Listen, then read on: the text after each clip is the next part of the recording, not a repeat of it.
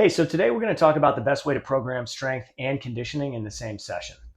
The key thing to remember as we move through this is that we're doing everything in our power to avoid the interference effect.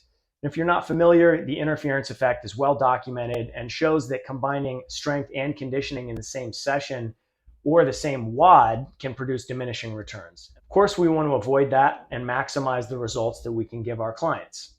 So there are three main points to consider. The interference effect is body part specific. We want to treat strength and conditioning as separate stimuli, and we want to try to match the energy systems used in our conditioning to our strength training as much as possible. So let's examine what that looks like in practice. So let's say that our strength work on this day is a 3-rep max front squat. Now, we use a full body split at box programming. And this works really well for this template because if you remember, the interference effect is body part specific. So we have a squat pattern, a lower body pattern in our strength work, and in our conditioning work, we want to bias this towards the upper body.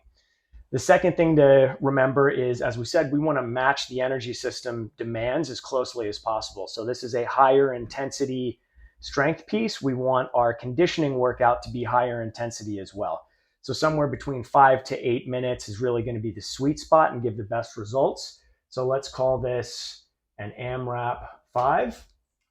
And we've already used the squat pattern, so we're not going to repeat that. Again, we want this to be upper body dominant. So we could select we could use a burpee here. You know, if you're programming for a CrossFit gym, that's going to be staple movement in programming. And this is really, I consider this to be an upper body plyometric. So I would categorize that as a push. We could add a pull in the form of a pull-up. Could also be a ring row, could be a barbell row. And our third pattern, I wouldn't use a carry here. So if I were doing a longer workout here, which I sometimes do just to mix things up, we could use a carry. It's a little bit lower intensity and we're including a different pattern. But for a shorter AMRAP like this, we want to keep the cycle rate higher. And so we could go with a hinge pattern and call this a hang power clean. Now, the other thing that we said as well, if you remember, is that we want to treat strength and conditioning as separate stimuli as much as possible. So I would not load up this barbell really heavy. This would be a moderate to lightweight barbell that we could cycle very quickly and move through this AMRAP very quickly.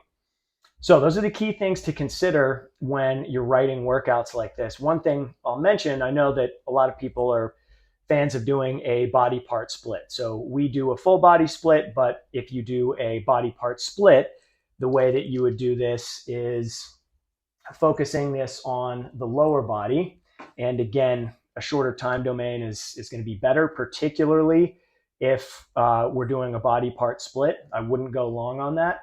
And we could do we could keep the hang power clean, and we could add in, this could be a front rack reverse lunge, and just keep it a couplet, high output, high cycle rate, really a finisher style workout. So I hope this was helpful. I appreciate you guys watching and stick around for the next one.